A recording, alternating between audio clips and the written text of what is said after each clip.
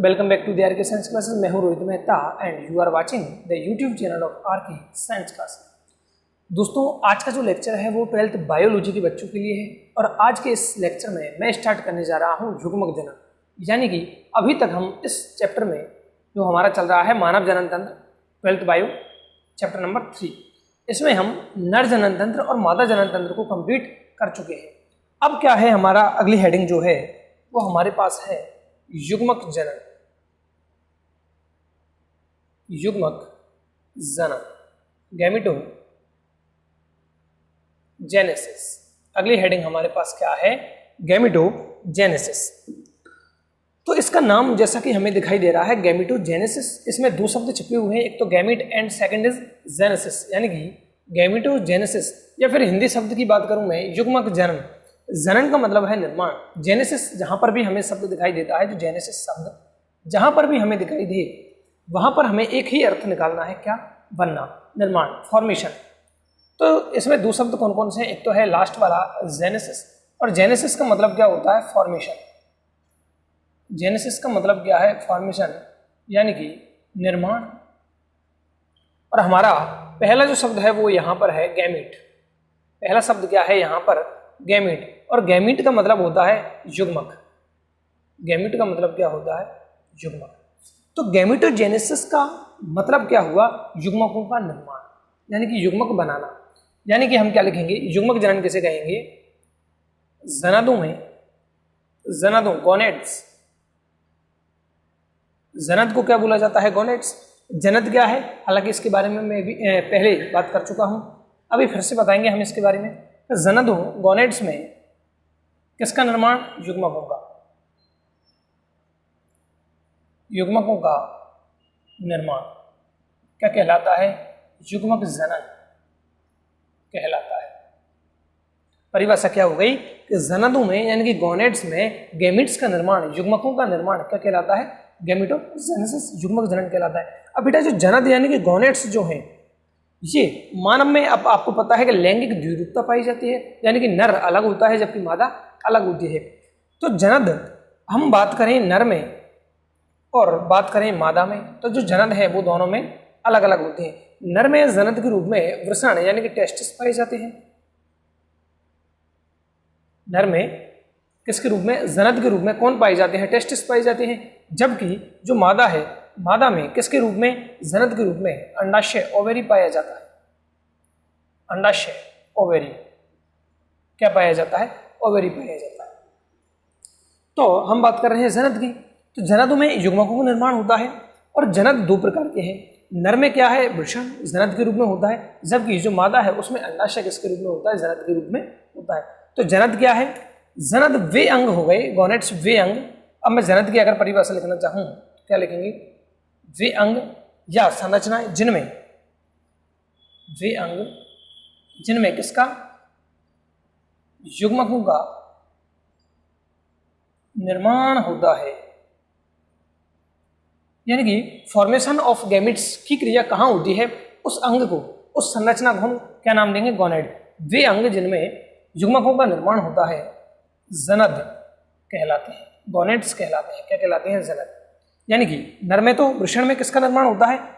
वृषण में किसका निर्माण हो रहा है? शुक्राणुओं का। वृषण में किसका निर्माण होता है? शुक्राणुओं का। तो शुक्राणु क्या है?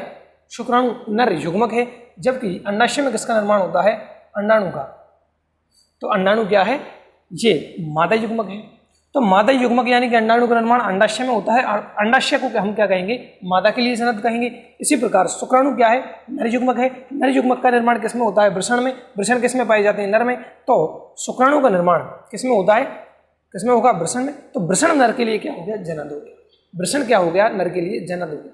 तो जनन हमारे पास दो है, नर में वृषण जिसमें शुक्राणु बनेंगे, जबकि मादा में अंडाशय जिसमें अंडाणु का निर्माण होगा।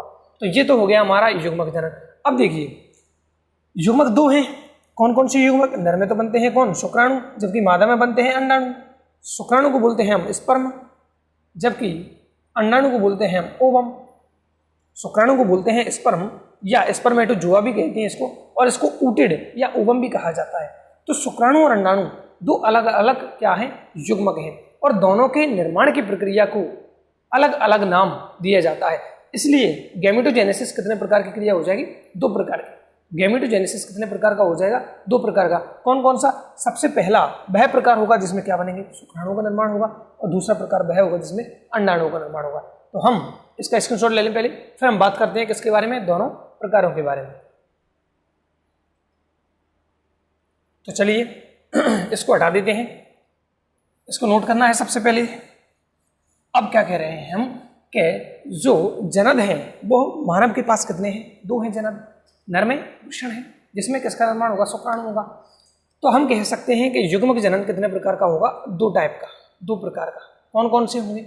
एक तो शुक्राणु जनन या शुक्र जनन कहते हैं इसको। क्या कहा जाएगा? शुक्र जनन। शुक्राणु जनन नहीं कहा जाएगा। क्यों नहीं? आगे बताएंगे। शुक्र जनन, इसको स्पर्मेटोजेनेसिस, इसको क्या नाम दिया जाता है? इसको स्पर्मेटोजेनेसिस नाम दिया जाता है। किसको? शुक्र जनन। क्योंकि क्या बनेगा? स्पर्मेटोजोआ बनेगा। स्पर्मेटोजोआ या स्पर्म के निर्माण की क्रिया को हम कहेंगे शुक्र जनन। और जो दूसरा प्रकार है हमारे पास वो है अंडाणु जनन या अंड जनन। दूसरा प्रकार क्या है? अंड जनन, oogenesis। क्या नाम देंगे इसको? oogenesis।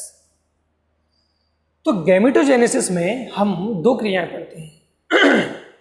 क्या कहा? कि जो गैमेटोजेनेसिस है, गैमेटोजेनेसिस में हम 2 क्रियाएं पढ़ते हैं। कौन कौन सी क्रियाएं पढ़ते हैं? एक तो स्पर्मेटोजेनेसिस, एक तो क्या पढ़ेंगे? स्पर्मेटोजेनेसिस यानी कि शुक्र जनन, स्पर्मेटोजेनेसिस यानी कि शुक्र जनन। जबकि दूसरी जो क्रिया है वो है अंड जनन यानी कि oogenesis। अब शुक्र जनन की क्रिया किसमें होगी? नर में होगी। नर में कहाँ होगी? वृषण में होगी। वृषण में कहाँ होगी? शुक्र जनन नलिकाओं में होगी। ये क्रिया कहाँ होगी? नर में। और नर में भी बात करें तो कहाँ पर? वृषण में। और वृषण में भी बात करें तो कहाँ? सेमिनिफेरस ट्यूब्यूल्स में, शुक्र जनन नलिकाओं में। इसी प्रकार से अंड जनन की बात करें तो ये कहाँ होगी? ये मादा में होगी। मादा में कहाँ होगी? अंडाशय में होगी। मादा में कहाँ होगी? अंडाशय। वृषण और अंडाशय, इन सबकी आंतरिक संरचना हम पढ़ चुके हैं, ऑलरेडी पढ़ चुके हैं। तो यहाँ क्या बात की? अभी तक ये बात की है कि युग्मक जनन किसे कहेंगे?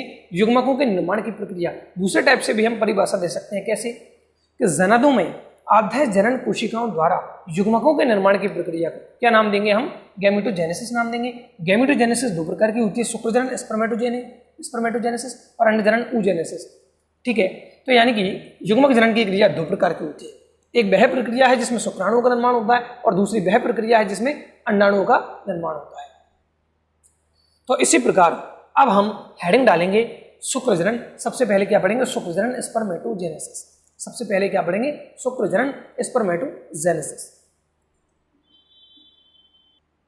तो हेडिंग लगाते हैं हम सबसे पहले। अब इसको हटा देता हूं मैं, क्योंकि इसके लिए जगह चाहिए, थोड़ी सी समझाने की जरूरत है, समझ में आनी चाहिए बात। पहली हेडिंग हम क्या लगा रहे हैं? शुक्र जनन स्पर्मेटोजेनेसिस।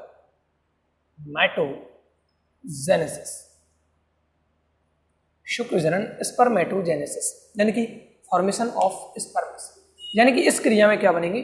शुक्राणु बनेंगे।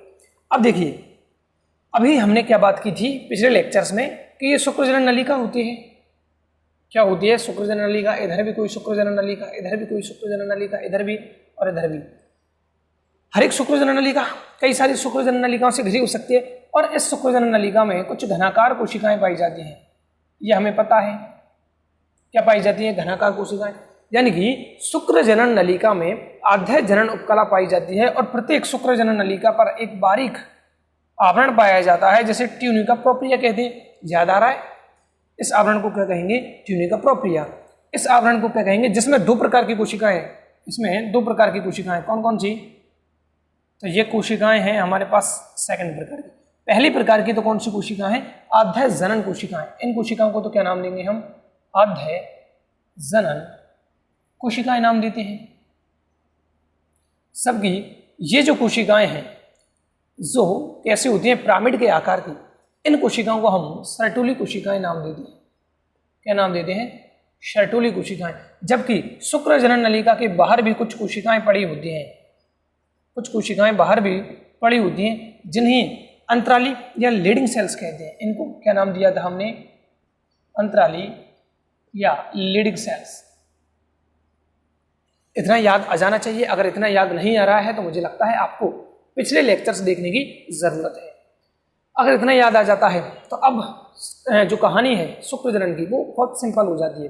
अब देखिए, सर्टोली कोशिकाएं और आद्य जनन जो कोशिका है, ये दोनों कोशिकाएं मिलाकर किसका निर्माण करते हैं? एक परत का निर्माण करते हैं, जिसे आद्य जनन उपकला कहा जाता है। यानी कि इस उपकला में कितने प्रकार की कोशिकाएं हैं? 2 प्रकार की। एक तो आद्य जनन कोशिकाएं हैं और दूसरी सर्टोली कोशिकाएं हैं। इस आद्य जनन उपकला में कितने प्रकार की कोशिकाएं हैं? 2 प्रकार की। कौन कौन सी? एक तो आद्य जनन कोशिकाएं और दूसरी सर्टोली कोशिकाएं। अब देखिए, दोनों का ही यहाँ पर यूज होने वाला है, दोनों का ही यहाँ पर उपयोग होने वाला है। सबसे पहले क्या करते हैं, जो आद्य जनन कोशिकाएं हैं, ये वाली जो घनाकार कोशिकाएं होती हैं, जो शुक्रजनन नलिका में सबसे ज्यादा संख्या में होती है, ये क्या करती हैं? लगातार समसूत्री विभाजनों द्वारा कई सारी कोशिकाओं का निर्माण करते हैं, जिन्हें स्पर्मेटोगोनिया कहा जाता है। क्या कहा? इनको स्पर्मेटोगोनिया। क्या कहा? स्पर्मेटोगोनिया। किससे बना है स्पर्मेटोगोनिया? तो बेटा, जो आद्य जनन कोशिकाएं हैं, ये लगातार समसूत्री विभाजनों द्वारा बहुत सारी कोशिकाओं का निर्माण कर लेती हैं, जिन्हें हम स्पर्मेटोगोनिया कहते हैं या शुक्राणुजन कोशिकाएं कहते हैं। हिंदी में इसको नाम क्या देंगे? शुक्राणुजन कोशिकाएं। अब एक बात और, कि जो हमारे पास आद्य जनन कोशिकाएं हैं, कौन सी कोशिकाएं हैं? आद्य जनन कोशिकाएं हैं, ये क्या बनाती हैं? सबसे पहले स्पर्मेटोगोनिया बनाती हैं। तो यहां लिखा मैंने स्पर्मेटोगोनिया। क्या बनाएंगी? तो स्पर्मेटोगोनिया बनाएंगे। अब ये स्पर्मेटोगोनिया क्या करती हैं? आकार में बड़ी होती है। आकार में ये स्पर्मेटोगोनिया क्या हो जाएगी? लगभग 2 गुनी हो जाएगी। अब इस कोशिका को तो हमने क्या नाम दिया था? स्पर्मेटोगोनिया। अब इसको नाम देते हैं हम प्राइमरी स्पर्मेटोसाइट। क्या कहा इसको? Primary spermatocyte. क्या नाम दिया गया है बेटा? इसको नाम दिया गया है प्राइमरी स्पर्मेटोसाइट। फिर ये क्या करती है? अभी तक देखो, यहां इस कोशिका में, यानी कि आद्य जनन जो कोशिकाएं हैं, प्राइमोर्डियल जो सेल्स हैं, इनमें समसूत्री विभाजन हुआ, यहां पर केवल वृद्धि होगी। ठीक है, तो क्या बन गई हमारे पास? Primary spermatocyte. अब जो प्राइमरी स्पर्मेटोसाइट है, ये क्या करती है? इसमें क्या होगा? अर्धसूत्री विभाजन होता है और 2 कोशिकाओं का निर्माण करती है। 2 कोशिकाओं का ये क्या करती है? निर्माण करती है। अब इन 2 कोशिकाओं को क्या नाम दिया जा रहा है? देखिए, प्राइमरी स्पर्मेटोसाइट के बाद आती है हमारे पास सेकेंडरी स्पर्मेटोसाइट। इसको क्या नाम दिया गया है? इसको नाम दिया गया है सेकेंडरी स्पर्मेटोसाइट। यहां तक की बात आनी चाहिए समझ में। क्या कहा? कि सबसे पहले हमारे पास क्या होती है? आद्य जनन कोशिकाएं होती हैं। आद्य जनन कोशिकाएं क्या करती हैं? आद्य जनन कोशिकाएं लगातार समसूत्री विभाजन करती हैं। किसका निर्माण करती हैं? स्पर्मेटोगोनिया का। ये क्या बन गई हमारे पास? शुक्रजनन नलिका में, प्रत्येक शुक्रजनन नलिका में क्या बन गई? स्पर्मेटोगोनिया।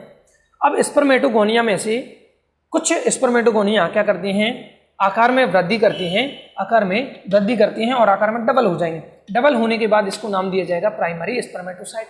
क्या नाम दिया जाएगा? Primary spermatocyte. अब प्राइमरी स्पर्मेटोसाइट अर्धसूत्री विभाजन होता है। यहां पर समसूत्री विभाजन हुआ और यहां पर अर्धसूत्री। यहां पर कौन सा? माइटोसिस और यहां पर मियोसिस। तो कितना अर्धसूत्री विभाजन हो गया? ये हो गया मियोसिस फर्स्ट। पहली बार अर्धसूत्री विभाजन होता है, उसको हम क्या नाम देते हैं? Meiosis first. तो मियोसिस फर्स्ट के कारण क्या बन गए? Secondary spermatocyte. अब दोनों सेकेंडरी स्पर्मेटोसाइट्स में अब जो मियोसिस फर्स्ट से 2 सेकेंडरी स्पर्मेटोसाइट बनी है, इनमें अब क्या होता है? इनमें अर्धसूत्री विभाजन मियोसिस सेकंड होता है। क्या होता है? Meiosis second. अब क्या बन जाएंगी? 2 इससे और 2 इससे, यानी कि 4 सेल्स बन जाएंगी। क्या बन जाएंगी? 4 सेल्स। और इन चारों सेल्स को हम नाम देते हैं स्पर्मेटिड्स। अब बेटा, ये नाम क्या है? हिंदी में याद नहीं करना। हिंदी में नाम याद करते ही गड़बड़ घोटाला हो जाता है, ऊटपटांग नाम होते हैं हिंदी में। इसलिए मैं कहूंगा कि इन नामों को सीधे डायरेक्ट किस में याद करो? अंग्रेजी में। किस में याद करो? अंग्रेजी में। क्या कहा? दोबारा सुनिए। आद्य जनन कोशिकाएं हैं। आद्य जनन कोशिकाएं कंटिन्यू समसूत्री विभाजन करती हैं। कौन सा विभाजन? माइटोसिस। कौन सा? माइटोसिस यानी कि समसूत्री विभाजन करती है, क्या बना देती है? स्पर्मेटोगोनिया।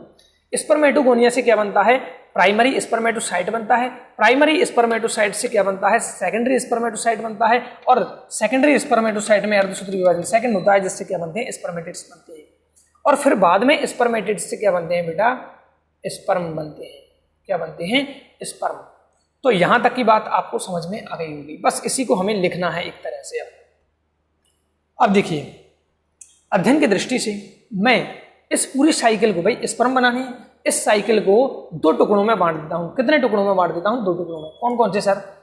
यहां से लेकर जो स्पर्मेटिड्स का फॉर्मेशन होगा एक ये, और यहां से लेकर जो सेकंड स्पर्म बनेंगे इसको मैं दूसरा चरण कहूंगा। तो इसको पहले चरण को कहते हैं हम स्पर्मे, या ऐसे लिख देते हैं अंग्रेजी में, स्पर्मेटिड्स का निर्माण। क्या नाम दिया? स्पर्मेटिड्स का निर्माण। और दूसरे को कहते हैं हम शुक्र कायांतरण या शुक्राणु कायांतरण। क्या नाम देंगे? शुक्राणु कायांतरण।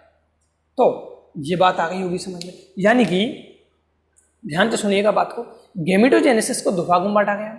मैं लिख देता हूं, ये कहानी आ गई होगी समझ में। लिखने की अभी कोई जरूरत नहीं है, अगर समझ में आ गया तो लिखने की कोई जरूरत नहीं है, हालांकि मैं लिखाऊंगा इस सब सारी चीज को। क्या कहा मैंने? अभी तक मैंने कहा है कि हमारे पास क्या है? गेमेटोजेनेसिस पढ़ रहे हैं हम। गेमेटोजेनेसिस, गेमेटोजेनेसिस बेटा 2 टाइप का हो गया। एक तो हो गया स्पर्मेटोजेनेसिस। कौन सा हो गया? स्पर्मेटोजेनेसिस। और दूसरा टाइप हो गया हमारे पास oogenesis। कौन सा टाइप हो गया? oogenesis। अब स्पर्मेटोजेनेसिस जो है, इसमें क्या बनाने हैं हमको? स्पर्म बनाने हैं। और स्पर्म आपको पता है कैसा होगा? ये इसका हेड होगा, थोड़ी सी नेक होगी, मिडिल पार्ट होगा, टेल होगी, 4 पार्ट होंगे स्पर्म की। ये स्पर्म की स्ट्रक्चर है। जबकि यहाँ पर हमने देखा कि ये तो कैसे होते हैं, यहाँ पर जो स्पर्मेटिड्स बनते हैं ये तो गोल होते हैं, तो स्पर्मेटिड्स से बाद में स्पर्म बनेंगे। चलिए सीखिए ध्यान से। गेमेटोजेनेसिस 2 प्रकार का, स्पर्मेटोजेनेसिस और oogenesis। स्पर्मेटोजेनेसिस में क्या बनते हैं? स्पर्म बनते हैं। अब स्पर्म बनते हैं, इसके लिए 2 चरण और हैं। क्या? पहला चरण जो है हमारा वो है फॉर्मेशन ऑफ, यानी कि फॉर्मेशन ऑफ स्पर्मेटिड्स। क्या कहा? Formation of spermatids. मतलब पहले चरण में केवल क्या बनेंगे? स्पर्मेटिड्स बनेंगे। तो यहां से आधे जनन कोशिकाओं से स्पर्मेटिड्स के निर्माण तक के चरण को क्या कह दिया हमने? Formation of spermatids. सबसे पहले क्या पढ़ेंगे? किसका निर्माण करवाएंगे हम? स्पर्मेटिड का। और फिर जैसे ही स्पर्मेटिड का निर्माण हो जाएगा, हम क्या कहेंगे? दूसरे को स्पर्म का निर्माण, स्पर्म शुक्राणु का निर्माण। इस क्रिया को हम या तो शुक्र कायांतरण कहते हैं, इस क्रिया को हम क्या कह सकते हैं? जो स्पर्मेटिड्स से स्पर्म या स्पर्मेटिड्स से शुक्राणु का निर्माण होगा उसको हम शुक्र कायांतरण या शुक्राणु जनन कहते हैं। शुक्राणु जनन। अब ध्यान दो, इसको हिंदी में क्या कहा जाता है बेटा? इसको कहा जाता है शुक्र जनन। स्पर्मेटोजेनेसिस को कहा जाता है शुक्र जनन, जबकि इस क्रिया को नाम देखिए क्या दिया गया है? शुक्राणु जनन। तो शुक्राणु जनन, अब हिंदी मीडियम में थोड़ी सी प्रॉब्लम होती है, इंग्लिश वर्ड बहुत शानदार है इसके लिए। शुक्राणु जनन जो है वो एक किसके अंदर आएगी? शुक्र जनन के अंदर। शुक्र जनन के अंदर आता है शुक्राणु जनन। हम क्या सोचते हैं कि शुक्राणु जनन और शुक्र जनन एक ही होगी, बट ऐसा है नहीं।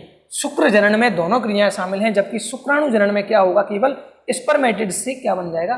शुक्राणु बन जाएगा। क्या बन जाएगा? शुक्राणु बन जाएगा। अब देखिए, इस क्रिया को स्पर्मेटोसाइटोसिस नाम दिया जाता है। क्या नाम दिया जाता है इसको? स्पर्मेटोसाइटोसिस। तो यहां लिखता हूं मैं स्पर्मेटोसाइटोसिस। किसको? फॉर्मेशन ऑफ गैमीट्स, यानी कि यहां से यहां तक की क्रिया को हम नाम तो दे रहे हैं क्या? फॉर्मेशन ऑफ स्पर्मेटिड्स, यानी कि स्पर्मेटिड्स का बनना। इस क्रिया को हमने कुल मिलाकर नाम दे दिया है अब स्पर्मेटोसाइटोसिस। क्या नाम दे दिया है? स्पर्मेटोसाइटोसिस। किस क्रिया को? जब शुक्र जनन नलिका में आधे जनन कोशिकाओं से किसका निर्माण होगा बेटा? स्पर्मेटिड्स। किसका? स्पर्मेटिड्स का। जबकि शुक्र कायांतरण या शुक्राणु जनन की क्रिया को स्पर्मियोजेनेसिस नाम दिया जाता है। क्या नाम दिया जाता है इसको? जेनेसिस। तो यानी कि ये वाली क्रिया तो क्या कहलाएगी? स्पर्मेटोसाइटोसिस। और अंग्रेजी शब्द थोड़े से पकड़ने पड़ेंगे, स्पर्मेटोसाइटोसिस। और दूसरी क्रिया जो स्पर्मेटिड्स से स्पर्म के निर्माण की क्रिया है, शुक्र के कायांतरण की क्रिया है, उसको क्या कहेंगे हम? स्पर्मियोजेनेसिस। तो स्पर्मेटोसाइटोसिस और स्पर्मियोजेनेसिस ये दोनों ही क्रिया किसके अंदर आती हैं? स्पर्मेटोजेनेसिस के अंदर आती हैं। I hope this is clear. यानी कि शुक्राणु एक बार में नहीं बनेगा, शुक्राणु बनाने के लिए 2 चरण है। शुक्राणुओं के निर्माण के लिए कितने चरण है बेटा? 2 चरण है। कौन कौन से? सबसे पहले तो स्पर्मेटिड्स बनाओ और स्पर्मेटिड्स में क्या करवाओ? शुक्राणु जनन की क्रिया करवा दो। तो क्या हो जाएंगे दोनों? शुक्र जनन की क्रिया हो जाएगी। बस इसी चीज को हमें लिखना है। अब एक और चीज समझ लीजिए उससे पहले, अभी जैसा कि मैंने कहा कि हमारे पास सबसे पहले कौन होती हैं? आधे जनन जो कोशिकाएं, उसके बाद क्या बनता है? स्पर्मेटोगोनिया बनता है। तो मैंने यहां लिखा स्पर्मेटोगोनिया। क्या बनेगा हमारे पास? स्पर्मेटोगोनिया बनेगा। स्पर्मेटोगोनिया से क्या बनता है हमारे पास? Primary spermatocyte. क्या बनता है? प्राइमरी स्पर्मेटोसाइट बनेगा। कोई दिक्कत नहीं है यहां तक। प्राइमरी स्पर्मेटोसाइट के बाद क्या बनेगा बेटा? सेकेंडरी स्पर्मेटोसाइट बनेगा। सेकेंडरी स्पर्मेटोसाइट बनेगा। सेकेंडरी स्पर्मेटोसाइट के बाद क्या बनेगा बेटा? हमारे पास बनेगा स्पर्मेटिड्स। यहां दिखाई नहीं दे रहा। इसके बाद क्या बनेगा? स्पर्मेटिड्स। ये हमारा पहला चरण होगा। कौन सा? स्पर्मेटोसाइटोसिस या फॉर्मेशन ऑफ स्पर्मेटिड्स। तो आधे जनन कोशिकाओं से पहले चरण में हम क्या बना देंगे? स्पर्मेटिड्स बना देंगे। अब इस क्रिया को क्या किया जाता है? 3 भागों में डिवाइड किया जाता है। इस क्रिया को कितने भागों में? 3 भागों में फिर डिवाइड किया गया है। मतलब किसको? फॉर्मेशन ऑफ स्पर्मेटिड्स को। इस क्रिया को, पहली क्रिया को 3 भागों में। सर कौन कौन सी? सबसे पहले बेटा गुणन प्रावस्था, मल्टीप्लिकेशन फेज। यानी कि इसमें जो आधे जनन कोशिकाएं हैं वो कंटिन्यू गुणा कर करके, गुणित होकर किसका निर्माण करेंगी? तो स्पर्मेटोगोनिया का निर्माण करेंगे। फिर आता है हमारे पास वृद्धि प्रावस्था, ग्रोथ फेज। वृद्धि प्रावस्था में क्या होगा? जो स्पर्मेटोगोनिया है ये वृद्धि करके क्या बना देगी? प्राइमरी स्पर्मेटोसाइट बना देगी। क्या बना देगी? Primary spermatocyte. इसके बाद तीसरी प्रावस्था होगी हमारे पास परिपक्वन प्रावस्था। कौन सी प्रावस्था?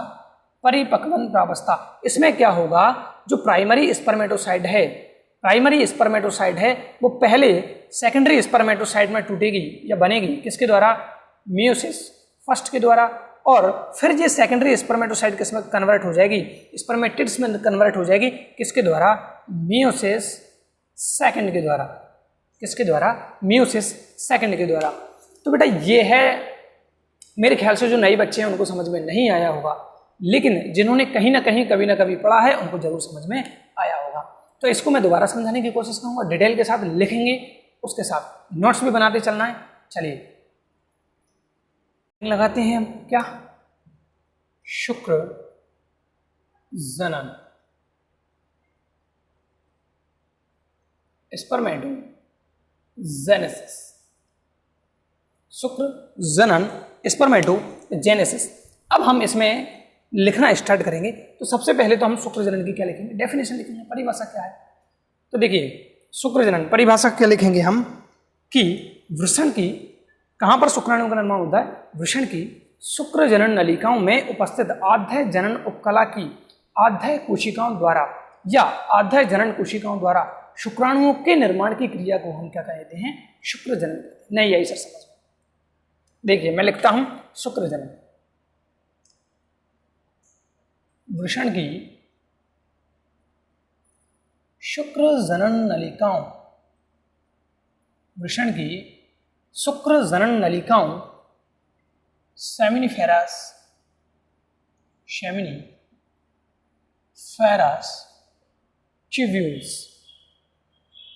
ट्यूब्यूल्स बोले तो पतली नलिका है। तो वृषण की शुक्र जनन नलिकाओं में उपस्थित आधे जनन कोशिकाओं, आधे जनन कोशिका बोल दो या आदि जनन कोशिका बोल दो, प्राइमोर्डियल सेल्स। वृषण के शुक्र जनन नलिकाओं में उपस्थित आधे जनन कोशिकाओं द्वारा शुक्राणुओं के निर्माण की क्रिया को, शुक्राणु के निर्माण की क्रिया को क्या नाम दिया जाता है? शुक्रजनन, शुक्रजनन कहते हैं। क्या नाम दिया है? शुक्रजनन। किसको? ये हमारे पास मान लीजिए वृषण की एक शुक्रजनन नलिका है। शुक्रजनन नलिका में हमारे पास क्या होती है? आद्य जनन कोशिकाएं होती है। तो वृषण की शुक्रजनन नलिकाओं में उपस्थित आद्य जनन कोशिकाओं द्वारा, इन आद्य जनन कोशिकाओं द्वारा किसका निर्माण होता है? स्पर्म का निर्माण होता है। तो शुक्राणु के निर्माण की क्रिया को हम क्या नाम देते हैं? स्पर्मेटोजेनेसिस नाम दिया जाता है। क्या नाम दिया जाता है? स्पर्मेटोजेनेसिस। अब देखिए, अब स्पर्मेटोजेनेसिस की क्रिया में डायरेक्ट तो शुक्राणु बनते नहीं है। अभी हमने क्या कहा? 2 चरणों में इसको बांटा गया। सबसे पहले क्या बनेगा? स्पर्मेटिड से, किससे? जो हमारे आद्य जनन कोशिका है, इससे पहले तो हमें स्पर्मेटिड बनाना है और फिर उस स्पर्मेटिड से क्या बनाना है? स्पर्म बनाना है। तो अगली लाइन या अगला स्टार लगा के लिखता हूं मैं कि आद्य जनन कोशिकाओं या आद्य जनन कोशिकाएं, कौन सी कोशिकाएं? आद्य जनन कोशिकाएं समसूत्री विभाजनों द्वारा, समसूत्री विभाजनों द्वारा विभाजित होकर, समसूत्री विभाजनों द्वारा विभाजित होकर, अगर आपको थोड़े से लेटर की साइज अगर छोटी लग रही है तो मुझे कमेंट जरूर कर देना बेटा, अगली बार बड़ा अक्षर लिखेंगे थोड़ा सा। आद्य जनन कोशिकाएं समसूत्री विभाजनों द्वारा विभाजित होकर अनेक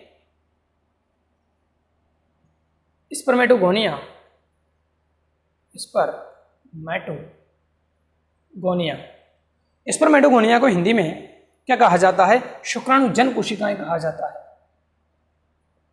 शुक्राणुजन या शुक्राणुजनीय, शुक्राणुजन कोशिकाएं। तो आद्य जनन कोशिकाएं बहुत बार समसूत्री विभाजन करती हैं, तो अनेक स्पर्मेटोगोनिया शुक्राणुजन कोशिकाओं का निर्माण करती हैं। किसका निर्माण करती हैं? स्पर्मेटोगोनिया का निर्माण करती हैं। ठीक है, यहां तक तो कोई दिक्कत नहीं होनी चाहिए। अब देखो, इसी चरण को या इसी हमारे पास हेडिंग क्या है? स्पर्मेटोजेनेसिस। इस क्रिया को 2 भागों में डिवाइड किया गया है। तो हम क्या लिखेंगे कि शुक्रजनन, शुक्रजनन की क्रिया को 2 चरणों में बांटा गया है। 2 चरणों में बांटा गया है। कौन कौन से हैं? तो पहली है हमारे पास किसका निर्माण बनना? स्पर्मेटिड्स का। तो पहले तो क्या बनेंगे हमारे पास? स्पर्मेटिड्स,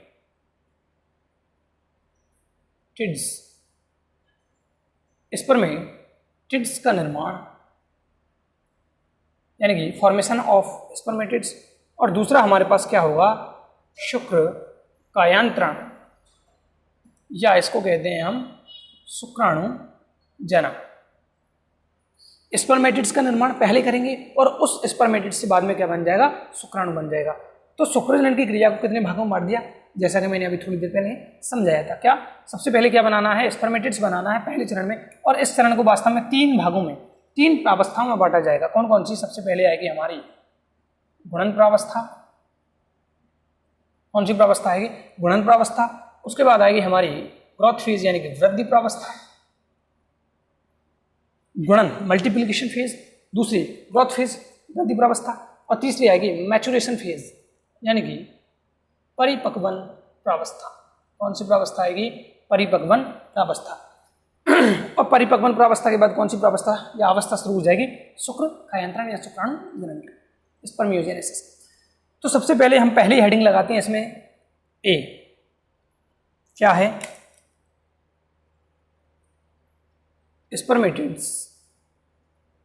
स्पर्मेटिड्स का निर्माण। अब बेटा स्पर्मेटिड्स को भी सोच रहे होंगे हिंदी में क्या कहते हैं सर? तो इसको कहा जाता है बेटा शुक्राणु पूर्वी, यानी शुक्राणु नहीं, शुक्राणु का पूर्व रूप जो कि अचल और गोलाकार होता है। शुक्राणु पूर्व कैसा होगा? अचल और गोलाकार। लेकिन शुक्राणु कैसा होता है? चल। कैसा होता है? चल। और किसके समान? मानव में चम्मच के समान, चम्मचाकार। तो स्पर्मेटिड्स का निर्माण पहली हेडिंग है। चलिए स्पर्मेटिड्स के निर्माण में हम क्या करेंगे कि अब देखो हमारे पास क्या बन चुकी हैं? स्पर्मेटोगोनिया बन चुकी हैं। हालांकि इसके बारे में दोबारा पढ़ेंगे, किसमें, हमारे पहले प्रावस्था में, गुणन प्रावस्था में। तो हम क्या करते हैं, गुणन या तो डायरेक्ट हम क्या कर सकते हैं, गुणन प्रावस्था स्टार्ट कर सकते हैं, फिर या फिर इसमें एक लाइन लिख सकते हैं हम क्या, कि स्पर्मेटोगोनिया यानी कि स्पर्मेटोगोनिया किसका निर्माण करती हैं, स्पर्मेटिड्स का निर्माण करती हैं। तो स्पर्मेटोगोनिया वृद्धि एवं विभाजन कर, ऐसे लिख सकते हैं,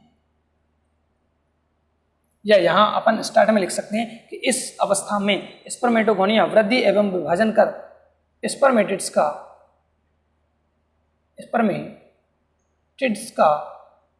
निर्माण करती हैं।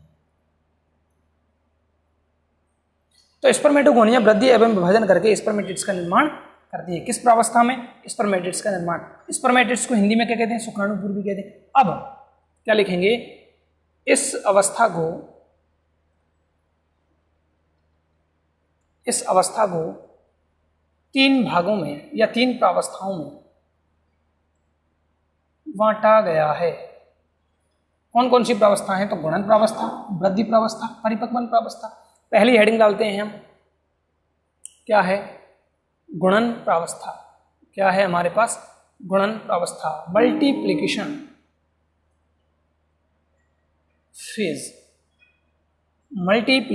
फेज। अब देखो समझा चुका हूं, लेकिन एक बार फिर से समझा देता हूं क्या है, कहां तक यहां दिखाई देगा। ये हमारे पास मान लीजिए कोई शुक्र जनन नलिका है, और इसमें ये हमारे पास क्या है, आद्य जनन कोशिकाएं बैठी हुई हैं, और यहाँ पर दूसरी जो हमारी शर्टुली कोशिकाएं हैं वो भी होंगी। तो देखिए गुणन प्रावस्था में क्या करती हैं, ये जो आद्य जनन कोशिकाएं हैं ये लगातार विभाजन करके क्या बनाती हैं, सेल्स बनाती हैं, जिन्हें स्पर्मेटोगोनिया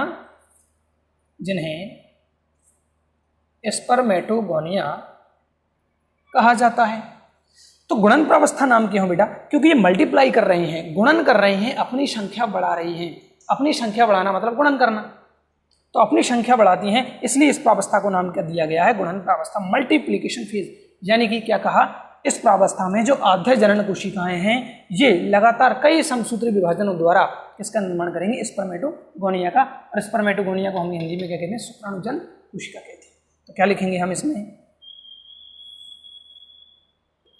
क्या लिखेंगे इसमें हम गुणन प्रावस्था में, कि शुक्र जनन नलिका सेमिनिफेरस ट्यूब्यूल्स, शुक्र जनन नलिका में उपस्थित आद्य जनन कोशिकाएं कैसी होती हैं, शुरुआत में तो अविभेदित, कैसी होती हैं, अविभेदित एवं बड़े केंद्रक युक्त, अविभेदित एवं बड़े केंद्रक युक्त होती है। यानी कि जिन्हें मैं अभी कह रहा हूं ना भाई घनाकार सेल्स हैं, क्यूबोइडल सेल्स हैं, वो क्या होती है, उनका केंद्रक बड़ा होता है और अविभेदित होती है, मतलब डिफ्रेंशिएट नहीं होती। अब सर इसका मतलब क्या है, जैसे ये कोशिकाएं हैं तो इनमें बेटा कुछ पता नहीं चल रहा है कौन सी कोशिका कहाँ से स्टार्ट है, मतलब ये दिख तो रही है, लेकिन डिफ्रेंशिएट का मतलब है इनका कार्य ऐसा नहीं कि इसका अलग है, इसका अलग है, इसका अलग है। हालांकि अलग अलग काम हो जाएंगे आगे, है ना, लेकिन अभी क्या है, सभी एक जैसी कोशिकाएं हैं। सभी कोशिकाएं कैसी होती हैं, एक जैसी, इसलिए इनको कहा जा रहा है अविभेदित, यानी इनका विभेदन नहीं हुआ है। इनका क्या नहीं हुआ है, विभेदन नहीं हुआ है, तो इनको क्या कहेंगे, अविभेदित। और इनका केंद्र कैसा होगा, बड़ा होगा। तो शुक्र जनन नलिका में उपस्थित आद्य जनन कोशिकाएं अविभेदित एवं बड़े केंद्रक युक्त होती हैं। आद्य जनन कोशिकाएं कैसी होंगी, अविभेदित एवं बड़े केंद्रक युक्त होती हैं, जो कौन से विभाजन द्वारा, समसूत्री विभाजन द्वारा। तो यहां लिखते हैं हम, जो समसूत्री विभाजनों द्वारा। मुझे लगता है भाई वीडियो बहुत बड़ा हो जाएगा इसमें भी, मैं सोच रहा था एक वीडियो में हो जाएगा, लेकिन ऑलरेडी 35 मिनट के आसपास पहुंच चुका है। तो शुक्र जनन नलिका में उपस्थित आद्य जनन कोशिकाएं अविभेदित एवं बड़े केंद्रक युक्त होती हैं, जो समसूत्री विभाजन द्वारा अनेक कोशिकाओं का निर्माण करती हैं, और जिन्हें हम क्या कहते हैं, जिन्हें हम स्पर्मेटोगोनिया कहते हैं, जिन्हें स्पर्मेटोगोनिया कहा जाता है। क्या कहा जाता है? स्पर्मेटोगोनिया कहा जाता है। तो स्पर्मेटोगोनिया कहाँ से बनी बेटा? आद्य जनन कोशिकाओं से। आद्य जनन कोशिकाएं कहाँ हैं? तो शुक्र जनन नलिका में। और शुक्र जनन नलिका कहाँ है? वृषण की पालिका में। और वृषण पालिका कहाँ है? वृषण में। और वृषण कहाँ है बेटा? वृषण कोश में। और वृषण कोश कहाँ है? सब जानते हैं, मेल में, बॉडी के बाहर। क्यों बाहर? टेम्परेचर को कम करने के लिए। तो हमने क्या कहा कि शुक्र जनन नलिका में उपस्थित आद्य जनन कोशिकाएं अविभजित एवं बड़े केंद्रक युक्त होती हैं, जो लगातार समसूत्री विभाजन द्वारा क्या करती हैं? अनेक कोशिकाओं का निर्माण कर लेती हैं, जिनको हम स्पर्मेटोगोनिया कहते हैं। क्या कहते हैं? स्पर्मेटोगोनिया कहते हैं। अब शुक्र जनन नलिका की जो आद्य जनन कोशिकाएं थी बेटा, ये 2n होती हैं। मतलब इनमें गुणसूत्रों की संख्या वही होती है जो मानव की प्रत्येक कोशिका में होती है, यानी कि 46। तो यहाँ पर एक स्टार लगा के इसमें लिखेंगे कौन सी कोशिकाएं? स्पर्मेटोगोनिया। स्पर्मेटोगोनिया 2n होती हैं। डायरेक्ट लिख दिया। किसके समान? आद्य जनन कोशिकाओं के समान। कैसे होंगी? 2n होंगी। तो ये हो गई हमारे पास पहली प्रावस्था, गुणन प्रावस्था। इसके बाद अब पहले इसका स्क्रीनशॉट ले लें। अब देखो, पहले समझा दिया तो समझ में आ गया होगा, अब लिखने में कोई दिक्कत नहीं होगी। चलिए हटा दिया जाए इसको।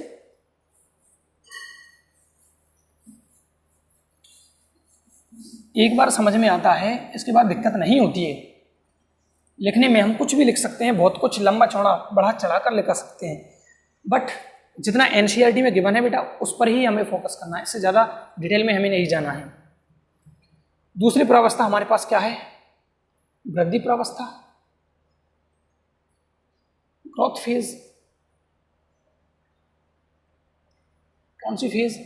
ग्रोथ फेज, वृद्धि प्रावस्था। अब देखिए हमारे पास, मान लीजिए ये क्या है? अच्छा साइड से लेता हूँ, साइड में बनाते हैं हम यहाँ से। ये मान लीजिए मेरे पास एक आद्य जनन कोशिका है। क्या है? ये मेरे पास एक आद्य जनन कोशिका है। ये आद्य जनन कोशिका क्या करती है? लगातार विभाजन द्वारा कई कोशिकाओं का निर्माण करती है। तो मैं लिखता चलता हूँ नाम। ये क्या है? आद्य जनन कोशिका है। क्या है? आद्य जनन कोशिका है। आद्य जनन कोशिका क्या बनाती है? स्पर्मेटोगोनिया बनाती है। तो ये लिख दिया मैंने, स्पर्मेटोगोनिया। बहुत सारी क्या बन गई? स्पर्मेटोगोनिया। अब इनमें से कोई भी एक स्पर्मेटोगोनिया आकार में वृद्धि करेगी, तो ये हो जाती है हमारी वृद्धि प्रावस्था। क्या कहा? कि स्पर्मेटोगोनिया आकार में वृद्धि करती है।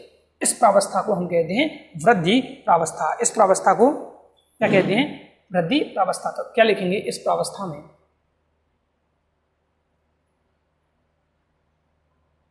स्पर्मेटोगोनिया, इस प्रावस्था में स्पर्मेटोगोनिया के आकार में वृद्धि होती है एवं अब इसे नाम क्या देते हैं? याद करो, जो चार्ट पहले बना है, इसको नाम देंगे प्राइमरी स्पर्मेटोसाइट। क्या नाम देंगे इसको? प्राइमरी स्पर्मेटोसाइट नाम देंगे। तो इसे अब प्राइमरी स्पर्मेटोसाइट क्या नाम दिया गया है बेटा? इसको अब प्राइमरी स्पर्मेटोसाइट या प्राथमिक, हिंदी में क्या नाम देंगे? प्राथमिक शुक्राणु जन कोशिका। क्या नाम देंगे? प्राथमिक शुक्राणु जन कोशिका कहते हैं। क्या कहा? आद्य जनन कोशिका सबसे पहले क्या बनाएगी? स्पर्मेटोगोनिया। ये प्रावस्था कौन सी होगी? ये हमारी होगी गुणन प्रावस्था। कौन सी प्रावस्था? गुणन प्रावस्था।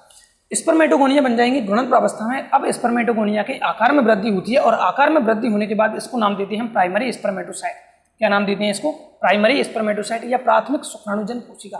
अब आकार में वृद्धि हुआ है तो इसको कौन सी प्रावस्था कहते हैं बेटा? अपन वृद्धि प्रावस्था। कोई दिक्कत नहीं। अब आती है हमारी तीसरी हेडिंग, तीसरी प्रावस्था, जो कि है हमारी परिपक्वन प्रावस्था।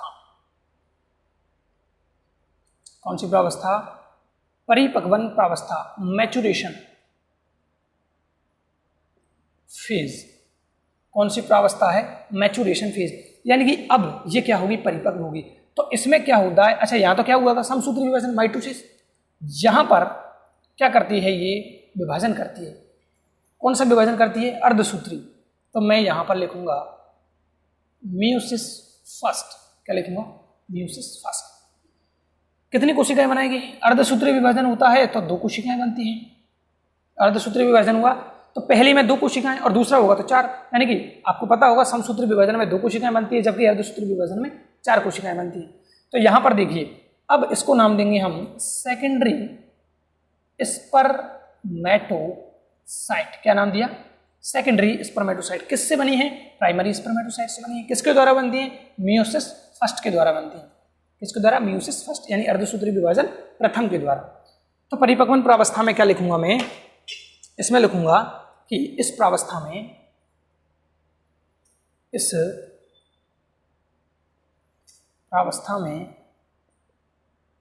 प्राथमिक शुक्राणु जन कोशिका, हिंदी में लिख दिया है ये नाम इसके लिए, प्राइमरी स्पर्मेटोसाइट के लिए। तो इस प्रावस्था में प्राथमिक शुक्राणु जन कोशिका अर्धसूत्री विभाजन प्रथम द्वारा विभाजित होकर 2 कोशिकाओं का निर्माण करती है, जिन्हें सेकेंडरी स्पर्मेटोसाइट यानी कि द्वितीयक शुक्राणुजन कोशिका कहते हैं। खत्म बात। क्या कहा? आद्यजनन कोशिका, उसके द्वारा क्या बनता है? स्पर्मेटोगोनिया। कौन सी प्रावस्था में? गुणन प्रावस्था में। अब स्पर्मेटोगोनिया के आकार में क्या होती है? वृद्धि होती है। तो वृद्धि प्रावस्था क्या बनी? Primary spermatocyte. प्राइमरी स्पर्मेटोसाइट में होता है परिपक्वन प्रावस्था आती है। इसके बाद मतलब परिपक्वन प्रावस्था में 2 बार अर्धसूत्री विभाजन होता है। प्रथम हो गया, क्या बन गया? Secondary spermatocyte. अब इसमें फिर से क्या होगा? एक और विभाजन होगा जिसे हम नाम देंगे मियोसिस सेकंड, अर्धसूत्री विभाजन सेकंड। तो अभी क्या थी? 4 कोशिकाएं बन गई। अभी क्या थी? Secondary spermatocyte. अब जो कोशिकाएं बन रही हैं 4, इनको ही तो हमें बनाना था। और क्या कहा हमने? हेडिंग क्या डाली थी तीनों प्रावस्थाओं से पहले? फॉर्मेशन ऑफ स्पर्मेटिड्स, यानी कि ये क्या बनी है बेटा? स्पर्मेटिड्स बन गई। क्या बन गई? स्पर्मेटिड्स बोले तो शुक्राणु पूर्वी। क्या बन गई? शुक्राणु पूर्वी। इसको लिख दिया। क्या लिखेंगे? अर्धसूत्री विभाजन द्वारा तो प्राइमरी स्पर्मेटोसाइट क्या बनाते हैं? Secondary spermatocyte. जल्दी के चक्कर में कुछ और भूल जाता है। अब मियोसिस सेकंड के द्वारा सेकेंडरी स्पर्मेटोसाइट से क्या बनेंगे बेटा? स्पर्मेटिड्स बनेंगे। क्या बनेंगे? स्पर्मेटिड्स। तो इसको लिख देता हूं मैं, यही स्टार लगा कर। प्रावस्था तो क्या चलेगी हमारी? परिपक्वन प्रावस्था चलेगी, चेंज थोड़ी होगी। क्या लिखेंगे? अब द्वितीयक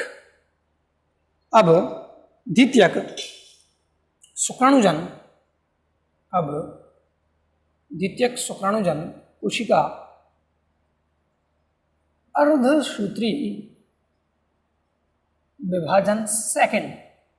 अर्धसूत्री विभाजन सेकंड द्वितीय द्वारा विभाजित होकर किसका निर्माण करेगी?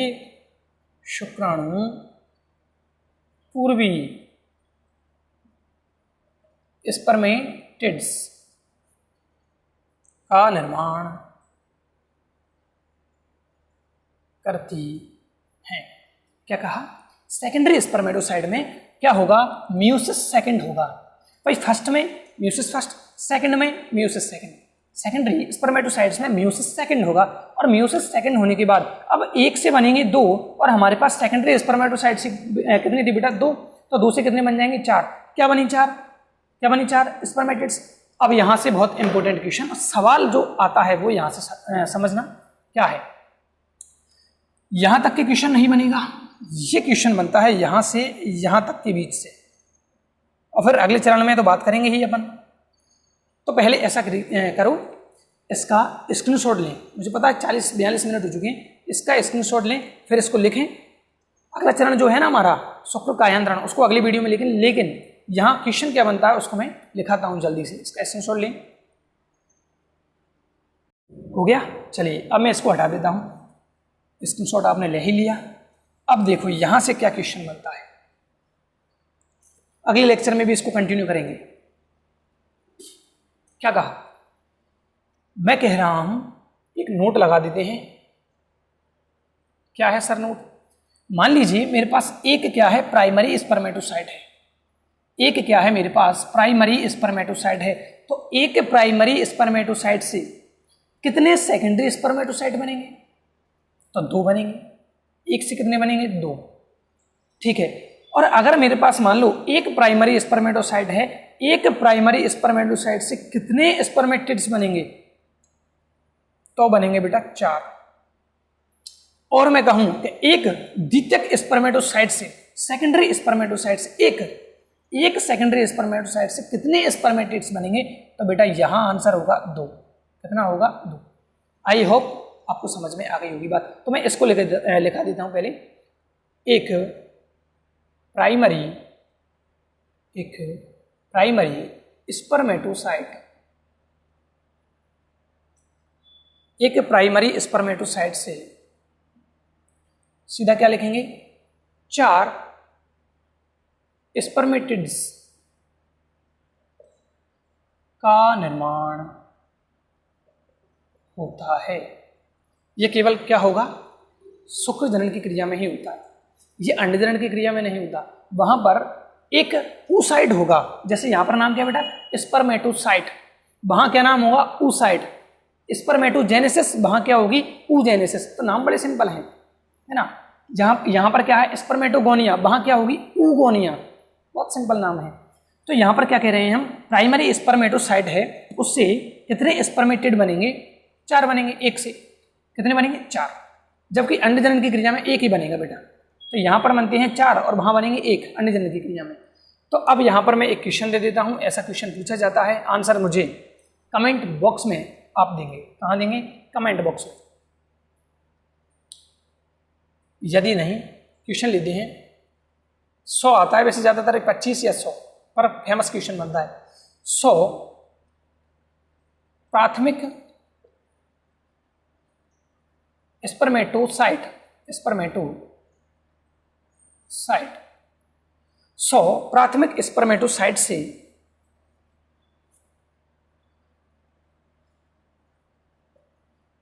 कितने शुक्राणु पूर्वी, अंग्रेजी भी ले लेते हैं, क्या कह रहे हैं इसको? स्पर्मेटिड्स का निर्माण होगा। 100 प्राइमरी स्पर्मेटोसाइट से कितने स्पर्मेटिड्स का निर्माण होगा? ऑप्शन नंबर 1 100, 200,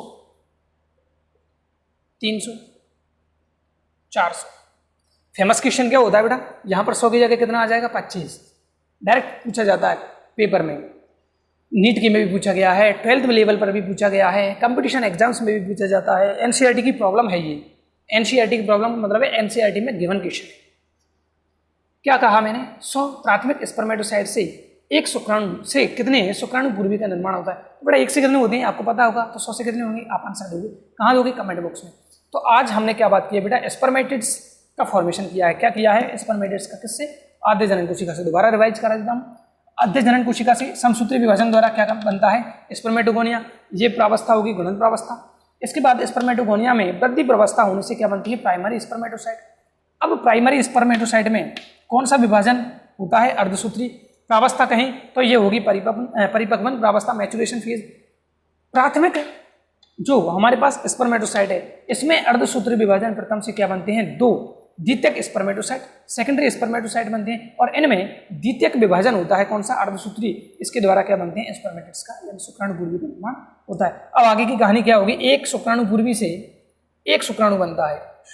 ये लीजिए पूंछ वाले बनाने, क्या बनाने हैं? पूंछ वाले। एक शुक्राणु पूर्वी है, उससे एक शुक्राणु बनेगा। तो ऐसा क्वेश्चन भी बन सकता है, एक प्राइमरी स्पर्मेटोसाइट से कितने शुक्राणु बनेंगे? 4। एक प्राइमरी स्पर्मेटोसाइट से कितने शुक्राणु बनेंगे? 4 बनेंगे। एक प्राइमरी स्पर्मेटोसाइट से स्पर्मेटिड्स कितने बनेंगे? 4 बनेंगे। तो एक स्पर्मेटिड्स से कितने शुक्राणु बनेंगे? 1 बनेंगे। सही है ना भाई? तो इस क्रिया को शुक्राणु जनन या शुक्र कायांतरण की क्रिया को और शुक्र जनन की क्रिया पर हार्मोनों का क्या नियंत्रण होता है, इसको अगली वीडियो में देखेंगे। तब तक के लिए जय हिंद, जय भारत।